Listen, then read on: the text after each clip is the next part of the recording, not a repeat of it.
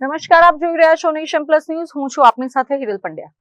આજે પવિત્ર ગુરુ પૂર્ણિમાના અવસરે ડભોઈ નગર અને સમગ્ર તાલુકામાં આશ્રમો, મંદિરો અને દેવસ્થાનો ખાતે ધર્મગુરુઓનું શ્રદ્ધાપૂર્વક પૂજન અર્ચન કરવામાં આવ્યું હતું. વહેલી સવારથી જ શિષ્યો અને ભક્તોનું મહેરામણ પોતાના ગુરુના દર્શન અને આશીર્વાદ મેળવવા માટે ઉમટી પડ્યું હતું. ડભોઈ નગર સ્થિત બદ્રીનારાયણ મંદિર ખાતે પરમ પૂજ્ય 1008 સુદર્શનાચાર્યજી તથા નીલકંઠ પાર્ક સ્વામિનારાયણ મંદિર ખાતે પૂજ્ય શ્રી પુરાણી સ્વામીજી સહિતના સંતોનું ભાવિકો દ્વારા પૂજન કરવામાં આવ્યું હતું. આ ઉપરાંત ડભોઈના ચણવાડા ખાતે આવેલા પૂજ્ય શ્રી દાદુરામ મહંત શ્રી અને માનસરોવર દાસ બાપુના દર્શનાર્થે પણ દૂર દૂરથી શિષ્યો ઉમટી પડ્યા હતા. આ પવિત્ર દિવસે નગર અને તાલુકાની વિવિધ શાળાઓ અને કોલેજોમાં પણ ગુરુ પૂર્ણિમાની વિધિવત ઉજવણી કરવામાં આવી હતી.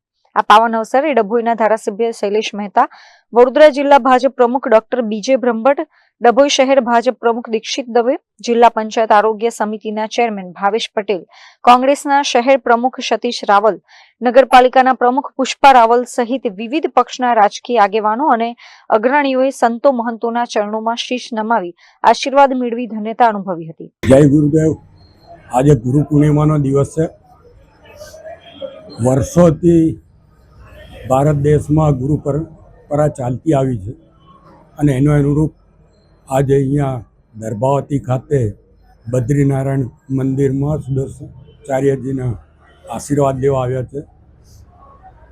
વર્ષોથી જ્યારથી હું ધારાસભ્ય થયો છું ત્યારથી અહીંયા સ્વામીજીના આશીર્વાદ, બ્રહ્માકુમારીના આશીર્વાદ, સ્વામિનારાયણ સંપ્રદાયના પુરાણી સ્વામીના આશીર્વાદ અમે લેતા આવ્યા છે અને આ પરંપરા સમગ્ર ગુજરાત અને સમગ્ર દેશમાં ભારતીય જનતા પાર્ટીના તમામ આગેવાનો આ પરંપરાને અનુસરે છે અને તમામ ધર્મગુરુઓના આશીર્વાદ આજના દિવસે મેળવે છે.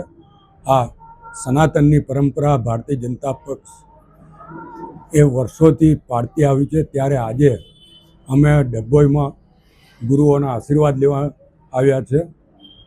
હું આપના મારફત તમામ નગરજનો પર પણ આ તમામ ગુરુઓનો આશીર્વાદ વરસે એવી શુભકામના પાઠવું છું. જય ગુરુદેવ. મીત માછી, નેશન પ્લસ ન્યૂઝ, ડભોઈ.